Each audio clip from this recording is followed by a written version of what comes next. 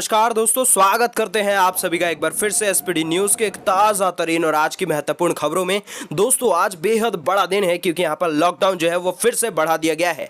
आप सभी को बता दें कि लॉकडाउन अब जो है वो पूरे 30 जून तक लागू रहने वाला है। आपको एक एक करके सारी डिटेल देंगे कि रेस्टोरेंट, धार्मिक स्थल, सैलून, इन सारी चीज़ों को लेकर क्या कुछ खबर है। खबर बेहद अच्छी है, सारी चीज़ें खोल दी जाएंगी, लेकिन जानना बेहद ज़रूरी है किस प्रकार के नियम बनाए गए हैं और ये सारी चीज़ें कब से खोली जाएंगी, क्या कुछ टाइमिंग है, पूरी डिटेल आपको बताएंगे। और साथ ही में बता दें कि 3 चरण में खुलेगा लॉकडाउन।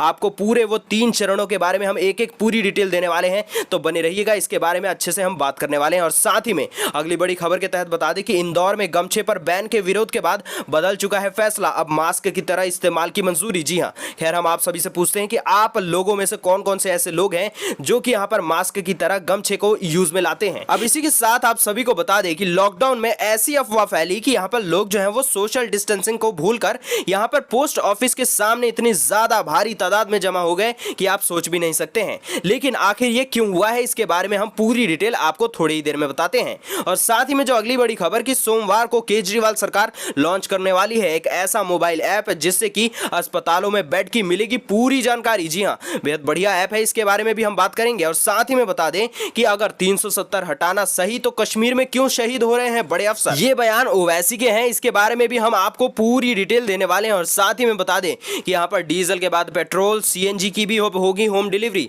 सरकार कर रही है तैयारी और बेहद बड़ी तैयारी है, आप सभी को मिलेगा फायदा। खैर हम आप सभी से पूछना चाहेंगे कि अगर ये पेट्रोल की डिलीवरी आपके घर तक हो जाए तो क्या आप इस चीज को घर पर लेना पसंद करेंगे या फिर नहीं, नीचे कमेंट करिए। और साथ ही में जो अगली बड़ी खबर कि दिल्ली मेट्रो के साथ एक्वा लाइन भी रफ्तार भरने के लिए तैयार, यात्रियों को करने होंगे बेहद जरूरी काम, वो हम आपको बताएंगे पूरी डिटेल। और साथ ही में आपको बता दें कि फ्लिपकार्ट डेज सेल, जी हां, बेहद बड़ी सेल 1 जून से शुरू होने वाली है। इस सेल में आपको मिलेगा 80% तक का डिस्काउंट, यानी कि 100 रुपए की चीज सिर्फ 20 रुपए में ही आपको मिल जाएगा। तो खैर हम आप सभी से पूछते हैं कि वो कौन सी ऐसी चीज होगी जो कि आप फ्लिपकार्ट से खरीदेंगे। और इसी के साथ जो अगली बेहद बड़ी खबर आप सभी को बता दें कि यहां पर सीएम योगी ने कहा है कि 30 लाख मजदूर यूपी लौटे हैं और यहां पर सबको काम देना हमारी प्राथमिकता है, तो सबको राज्य में ही हम काम देने का लक्ष्य बना रहे हैं, यानी कि आप सभी को जॉब मिलने वाली है और जॉब में आपको सैलरी भी अच्छी खासी देखने को मिलेगी।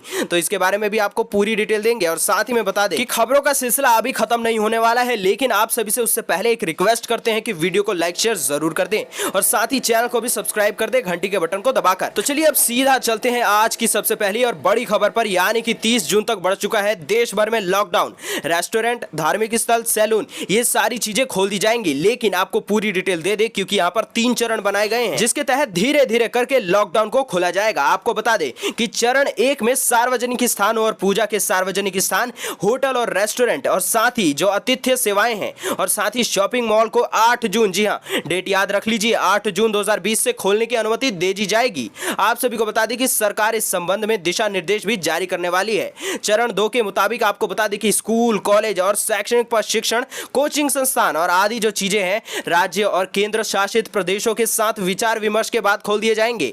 इसी के साथ चरण 3 के मुताबिक अंतरराष्ट्रीय हवाई यात्रा, मेट्रो रेल का संचालन, सिनेमा हॉल और साथ ही जो व्यायामशाला होता है यानी कि जिम, स्विमिंग पूल, मनोरंजन पार्क आदि के लिए तिथियों का निर्धारण स्थिति के आकलन के आधार पर कर दिया जाएगा। इसी के साथ आपको बता दें कि कंटेनमेंट जोन के बाहर आर्थिक गतिविधियों को मिलेगी छूट। एक से दूसरे राज्य में जाने के लिए किसी भी पास की अब जरूरत नहीं पड़ेगी। आवश्यक गतिविधियों को छोड़कर पूरे देश में रात 9 बजे से सुबह 5 बजे के बीच व्यक्तियों का आवाजाही पूरी तरीके से प्रतिबंध रहेगा। ध्यान से सुन ले। और आप सभी को बता दें कि कोविड-19 प्रबंधन के लिए राष्ट्रीय निर्देश के तहत फेस मास्क और सामाजिक दूरी के मानदंडों का अनिवार्य रूप से पालन करना पड़ेगा। आप सभी से हम रिक्वेस्ट करते हैं कि किसी भी प्रकार से कोई भी स्थिति आ जाए आप मास्क बिना लगाए बाहर ना निकलें और साथ ही साथ अपने हाथों को भी धोते रहें, सैनिटाइजर का प्रयोग भी जरूर करें। और साथ ही बता दें कि गर्भवती महिलाएं, 10 साल से कम उम्र के बच्चे और जो बुजुर्ग लोग हैं उन सभी को घरों में ही रहने की सलाह दी जा रही है। आप सभी को बता दें कि सरकार द्वारा जारी दिशा निर्देशों को ध्यान में रखते हुए मेट्रो सेवाओं को अगले नोटिस तक बंद रखा जाएगा, दिल्ली मेट्रो रेल कॉर्पोरेशन की तरफ से यह कहा गया है। तो अब चलिए अब सीधा बढ़ते हैं अगली बेहद बड़ी खबर जो निकल कर आ रही है। आपको बता दें कि इंदौर में गमछे पर बेहद बड़ा बवाल हो चुका है।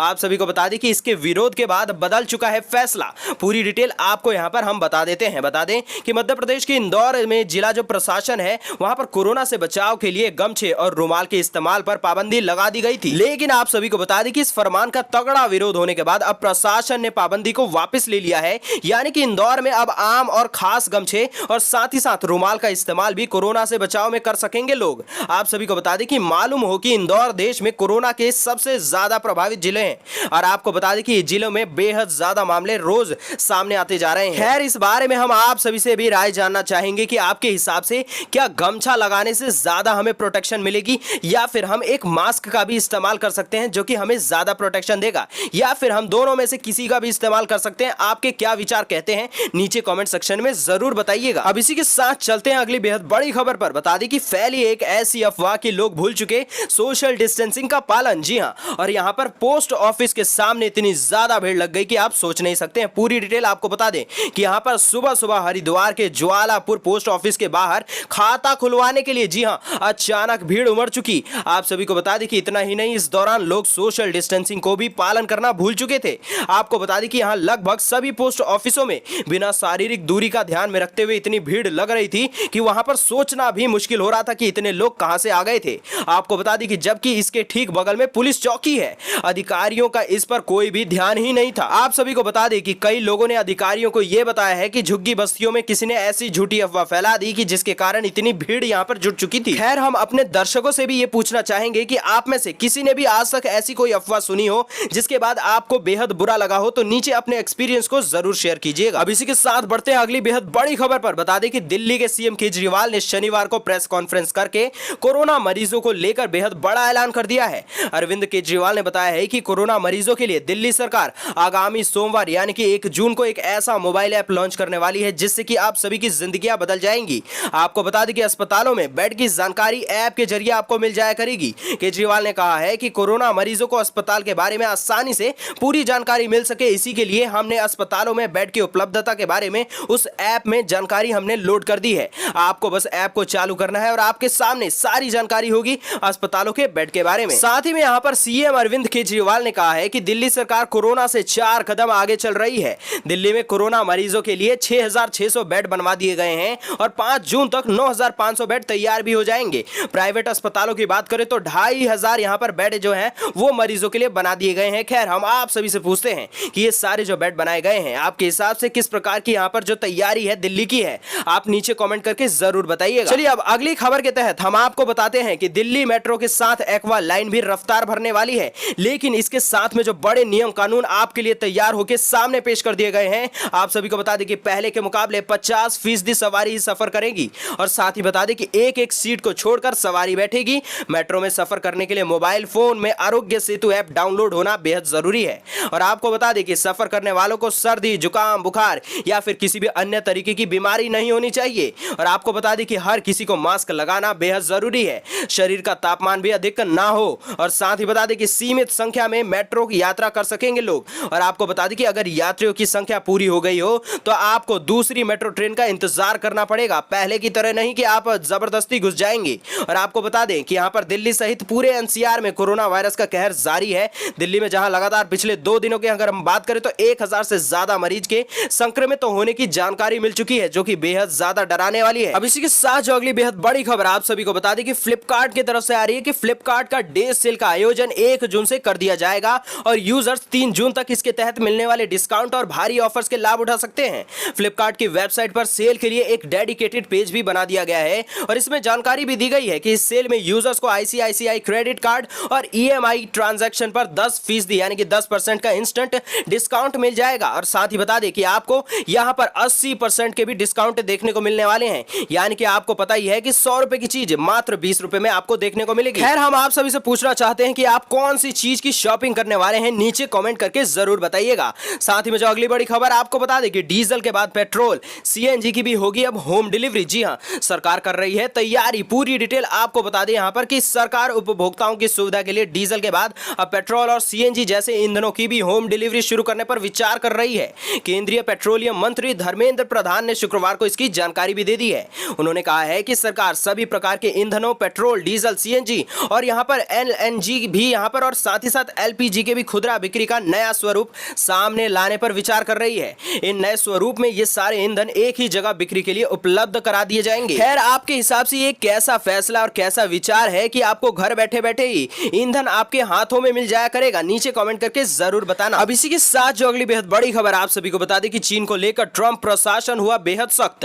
जी हां, आपको बता दें कि अमेरिका में कुछ चीनी छात्रों के प्रवेश पर प्रतिबंध लगाया जा चुका है। जी हां, पूरी डिटेल आपको बता दें कि कोरोना महामारी को लेकर अमेरिका और चीन के संबंधों में बेहद ज्यादा खटास है। आपको बता दें ये खटास दिन पर दिन बढ़ती जा रही है। कोविड-19 की उत्पत्ति, हांगकांग में बीजिंग की कार्रवाई और विवादित दक्षिण चीन सागर में चीन की बढ़ती हुई सैन्य गतिविधियों को लेकर अमेरिका और चीन में आमने सामने का यहां पर एक बेहद ही खराब माहौल बनता दिख रहा है। आप सभी को बता दें कि इसे लेकर अमेरिकी राष्ट्रपति डोनाल्ड ट्रंप ने शुक्रवार को कई बड़े फैसले कर दिए हैं। ट्रंप ने अब चीन के कुछ छात्रों को देश में प्रवेश पर प्रतिबंध लगाने का फैसला कर लिया है। और साथ ही आपको बता दें कि ट्रंप ने पीपल्स लिबरेशन आर्मी से संबंध रखने वाले चीन के कुछ छात्रों और शोधकर्ताओं के देश में प्रवेश पर भी रोक लगाने की घोषणा कर दी है। उन्होंने अमेरिका से बौद्धिक संपदा और प्रौद्योगिकी हासिल करने के लिए सनातन छात्रों का इस्तेमाल करने की चीन की कोशिशों को खत्म करने के लिए यह कदम उठा दिया है। खैर, इसके बारे में आपकी राय जानना चाहेंगे, नीचे कमेंट जरूर कीजिएगा। अब इसी के साथ जो अगली बेहद बड़ी खबर आप सभी को बता दी कि मोदी सरकार 2.0 का कार्यकाल शुरू होते ही कुछ ही महीनों में मोदी सरकार ने जम्मू कश्मीर से अनुच्छेद 370 हटाने का बेहद ऐतिहासिक फैसला ले लिया था। लेकिन ओवैसी का कहना है कि जम्मू कश्मीर से अनुच्छेद 370 हटाए जाने के बावजूद वहां पर बेहद बड़ी गतिविधियां होती रहती हैं। आए दिन हमें खबरें मिलती रहती हैं कि यहां पर कोई ना कोई जवान जो है वो शहीद हो जाता है। तो आपको बता दें कि ओवैसी ने कहा है कि अगर जम्मू कश्मीर से अनुच्छेद 370 हटाना सही था तो कश्मीर में अब भी बेहद बड़े अधिकारी शहीद क्यों होते रहते हैं। इस बारे में आप भी क्या विचार रखते हैं, नीचे कमेंट सेक्शन में हमें भी जरूर बताइएगा। अब इसी के साथ जो अगली बेहद बड़ी खबर आप सभी को बता दें कि प्रवासी कामगारों के मुद्दे पर बात करते हुए योगी आदित्यनाथ ने कहा है कि हमने प्रवासी कामगारों की समस्याओं के निराकरण और उनके समायोजन के लिए बेहद ज्यादा तैयारी कर ली है और इसके लिए एक आयोग गठित कर दिया है। इसके साथ ही उद्योगों का सर्वे करने और उनके संगठनों से बातचीत करने और रोजगार की गारंटी को भी आगे बढ़ाया जा रहा है। साथ ही में उन्होंने ये भी कहा कि हमने कई संगठनों के साथ MOU किया है। 11 लाख लोगों को समायोजित किया जाना है। इनके जॉब की पूरी गारंटी है। जो लोग आ रहे हैं उनकी स्किल मैपिंग लगातार चलती जा रही है। इनकी जहां जरूरत पड़ेगी उनकी स्किल ट्रेनिंग कराकर इंडस्ट्रीज को भी उपलब्ध करवा दिया जाएगा। मेरा मानना है कि 30 लाख लोग नहीं बल्कि हर लौटे प्रवासी को रोजगार मिलने वाले हैं, ऐसा योगी सरकार कहती है, यानी कि योगी आदित्यनाथ ने ही खुद ही कहा है। खैर, हम आप सभी से पूछते हैं कि जितने भी लोग हैं, आप लोगों का क्या स्किल मैपिंग फिलहाल के लिए हो चुका है या फिर अब भी आप इस लाभ से भी वंचित रह चुके हैं, नीचे कमेंट करके जरूर बताइएगा। अब इसी के साथ जो अगली बेहद बड़ी खबर आप सभी को बता दी कि केंद्रीय पर्यावरण मंत्री प्रकाश जावड़ेकर ने यहां पर एक कार्यक्रम में कहा है कि लॉकडाउन 4 के बाद लोगों का जीवन सामान्य होने लगेगा। जहां संकट ज्यादा है वहां पर ज्यादा सावधानी बरतनी पड़ेगी क्योंकि इसके बगैर काम नहीं चलने वाला है। बहुत सी चीजें और काम राज्य सरकार और स्थानीय प्रशासन के निर्णय पर भी निर्भर करता है। लोगों को भी यहां पर सभी फैसलों को सम्मान करना होगा, यानी कि सारे लोगों को जो भी कुछ कहा जा रहा है उनको सुनना पड़ेगा, अदरवाइज आप समझ सकते हैं कि क्या कुछ हो सकता है। प्रकाश जावड़ेकर ने बताया है कि लॉकडाउन से फायदा यह हुआ है कि पहले कोरोना मरीजों की संख्या जितनी 3 दिन में बढ़ रही थी अब वो 14 दिन में बढ़ रही है। मौतों की संख्या की बात करें तो यहाँ पर जो दर है वो बाकी देशों से बेहद कम है। संक्रमण भी बेहद कम है और आगे चलकर कर्व फ्लैट होता दिखाई देगा। खैर, आप इस बारे में क्या सोचते हैं? आपको क्या लगता है कि यहाँ पर लोगों का जीवन सामान्य हो पाएगा या फिर इसी प्रकार से कोरोना की महामारी फैलती जाएगी और कभी ये खत्म होने का नाम नहीं लेगी? क्योंकि फिलहाल जो वैक्सीन है वो भी नहीं आई है और ये भी नहीं पता है कि वैक्सीन यानी कि दवाई कब मिलने वाली है। नीचे कमेंट करके जरूर अपने विचार शेयर करें। अब इसी के साथ जो अगली बेहद बड़ी खबर आप सभी को बता दी कि कोरोना महामारी के बीच किसानों को राहत देने के लिए राजस्थान सरकार 1 जून से किसानों को 3% ब्याज दर पर लोन देने वाली है। प्रदेश के सभी जिलों में एक साथ फसल रहन लोन का वितरण शुरू हो जाएगा। इसके तहत किसानों को अपनी फसल गिरवी रखने पर मात्र 3% ब्याज दर पर लोन मिल सकेगा। इस लोन का 7% ब्याज दर सरकार वहन करेगी। इसके लिए कृषक कल्याण कोष में हर साल राज्य सरकार द्वारा 50 करोड़ रुपए का भी अनुदान दिया जाएगा। बता दें कि यह लोन मिलने से किसानों की तत्कालिक जो भी यहाँ पर वित्तीय जरूरतें हैं वो सारी पूरी हो सकेंगी और इस योजना से जहां सहकारिता विभाग के विशाल नेटवर्क का उपयोग भी हो पाएगा, वहीं अनुदान देने से किसानों का सीधा जुड़ाव सहकारी समितियों से और मजबूत होने वाला है।